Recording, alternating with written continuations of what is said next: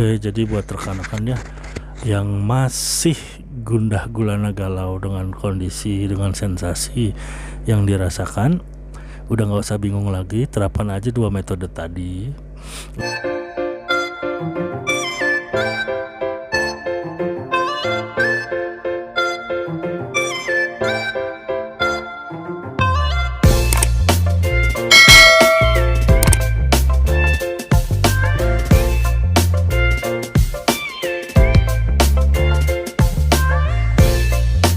Assalamualaikum warahmatullahi wabarakatuh. Salam sejahtera bagi kita semua.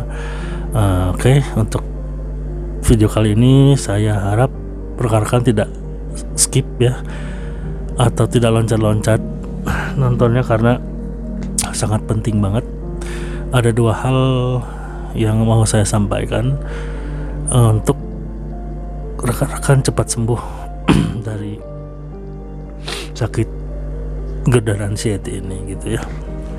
Jadi kebetulan dulu waktu 2011 saya sakit ini pertama ya, saya menemukan buku di pinggir kasur, sebenarnya bukan kasur ya, ini kasur, pinggirnya ada buffet buku-buku gitu. Nggak sengaja saya baca, ternyata tentang psikosomatis, dan yang nulis itu kakek saya sendiri. Jadi di situ dibahas mengenai 2 metode penyembuhan penyakit psikosomatis, karena GERD dan anxiety ini masuknya ke golongan psikosomatis ya. Ada 2 metode untuk penyembuhan. 1 olahraga, 1 ibadah, kedua olahraga. Jadi kenapa yang diutamakan ibadah? Karena biasanya orang yang sakit ini awalnya dia lemah fisiknya, kalau udah kena dia lemah. Untuk apalagi yang parah ya, yang sampai ada yang ngerasa keganjel di ulu hati, terus perih, itu biasanya mereka untuk jalan kaki aja biasanya lemes banget gitu ya. Nah, kenapa diutamakan, didahulukan dulu ibadah ya? Selain kita mengingat Tuhan juga kan, karena kondisi fisik juga seperti itu ya, utamakan ibadah. Nah, kalau bahasa ininya, coba lebih dirajinkan lagi ibadahnya, pertama itu. Nah, kalau misalkan ibadah sudah, itu biasanya membantu kita untuk lebih tenang ya. Ibadah sudah semampunya aja, kalau misalkan berdiri belum bisa, duduk masih nggak karuan, bisa sambil rebahan gitu. Jadi nggak banyak cara lah ya untuk ibadah. Yang penting kita mendekatkan diri sama yang kuasa. Masalah apa-apanya itu urusan kita sama yang kuasa.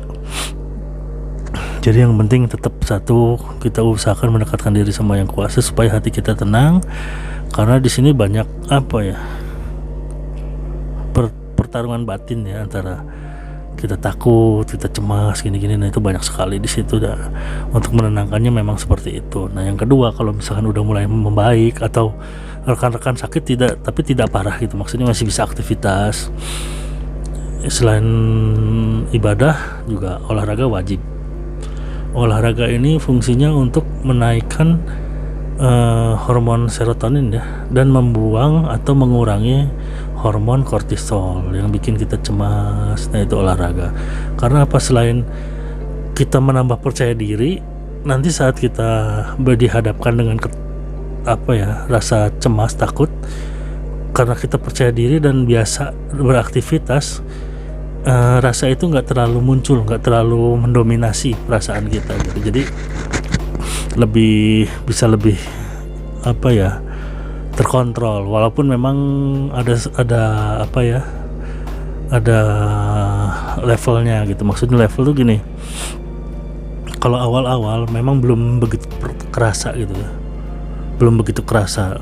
Tapi setelah berapa bulan kita melaksanakan ibadah dan olahraga secara rutin, itu bakal kerasa nanti ke kitanya. Kayak dulu, ini saya cerita lah pengalaman saya dulu. Dulu saya belajar jalan dulu awalnya. Jalan dulu karena saya cemas dan takut. Saya jalan di pinggir tempat tidur. Itu nggak banyak, bolak-balik terus sekuatnya. Besoknya jalan lagi sekuatnya. Jangan dulu ditambah porsinya sekuatnya dulu. Karena apa, pernah saya mencoba menambah malah jadinya ngedrop, organnya kelelahan, malah jadi lama lagi gitu. Jadi jalan dulu udah mulai dari rumah, dari pinggir kasur, satu rumah saya jalan bolak-balik, beres rumah, keluar rumah, pinggir rumah, keliling rumah, akhirnya pinggir rumah ada lapang, keliling. Dulu awalnya saya cuma bisa berani satu keliling, dan itu pun maksa ini keringet dingin gitu ya, takut gitu, karena ayo bismillah, aku berani, harus sembuh gitu. Satu keliling, besoknya satu keliling, beberapa saat 3 keliling, udah 3 keliling, lama-lama sampai 10 keliling. Itu lapangan kecil, 10 keliling asalnya yang ngos-ngosan gak karuan, aku paksain terus sampai akhirnya 10 keliling itu gak ngerasa capek. Nah setelah udah 10 keliling gak ngerasa capek, kok gak sengaja aku jalan keluar agak jauh gitu, agak jauh sampai akhirnya ngelilingin komplek.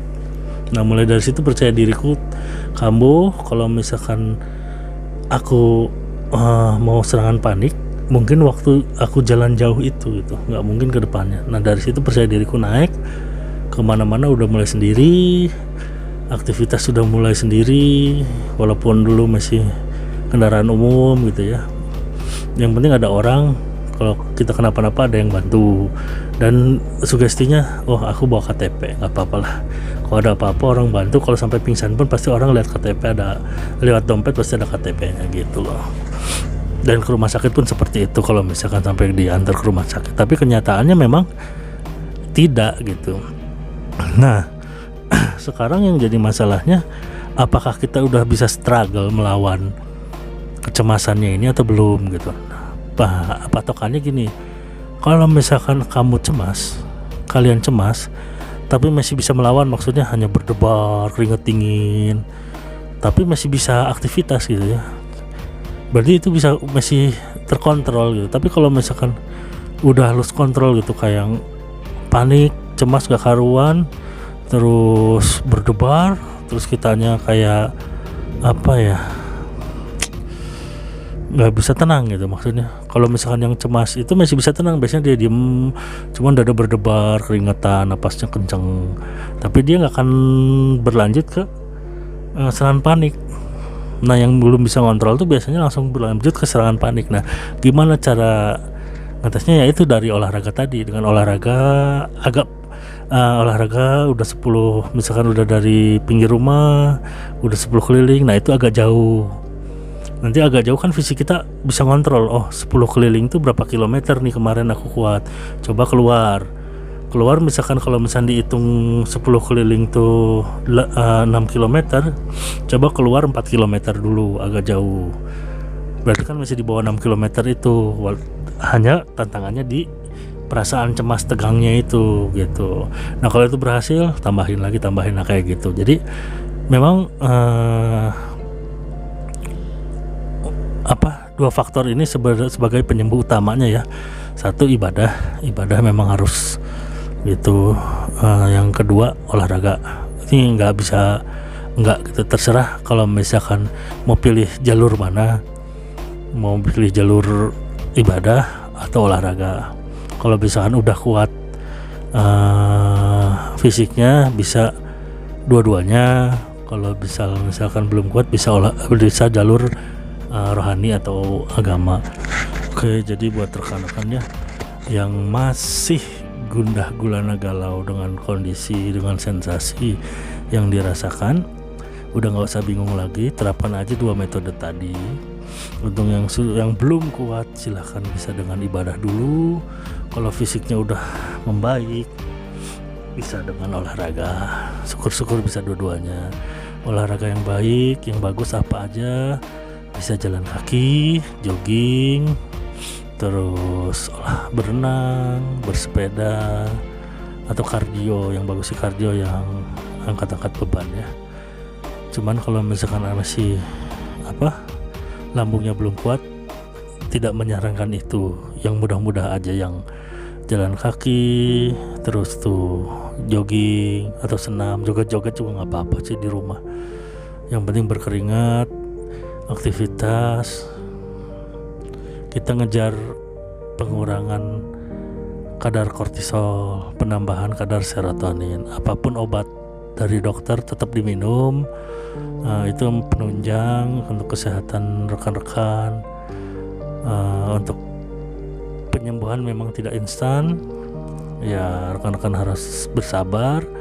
Jalankan aja 2 metode tadi, karena memang itu saya baca buku juga dari tesis profesor ya. Jadi nggak main-main, mereka juga pakai penelitian. Dan yang saya baca juga dari beberapa pengetahuan gitulah ya. 40 orang, 80% dari 40 orang yang melakukan olahraga selama 8 minggu alias 2 bulan, kadar kecemasannya berkurang, bahkan sembuh gitu. Jadi rekan-rekan nggak usah patah semangat atau gimana, karena memang ternyata ada tuh cara sembuhnya gitu. Kembali lagi ke rekan-rekan, mau sembuh cepat atau gimana atau enggak, jaga aja pola makan, tetap obat diminum. Nah, yang 2 metode tadi jalankan, wajib itu rutin, olahraga rutin. Kalau misalkan belum kuat 30 menit, bisa 15 menit dulu sehari. Kalau belum kuat bisa 5 menit dulu, sekuatnya dulu aja, meningkat sampai akhirnya minimal 150 menit per minggu atau 5 hari 30 menit setiap harinya gitu. Kalau misalkan belum, ya sekuatnya aja dulu. Gitu aja. Terima kasih, semoga membantu. Tolong diterapkan supaya rekan-rekan cepat sembuh gitu, karena memang saya ngalamin sendiri kesembuhan dari olahraga, dari mendekatkan diri, sama dari relaksasi. Tapi pola makan tetap dijaga ya, karena memang itu dasar utamanya. Mau gimana pun kalau misalkan itunya ngaco, ya tetap aja gitu. Terima kasih. Assalamualaikum warahmatullahi wabarakatuh. Salam sejahtera bagi kita semua.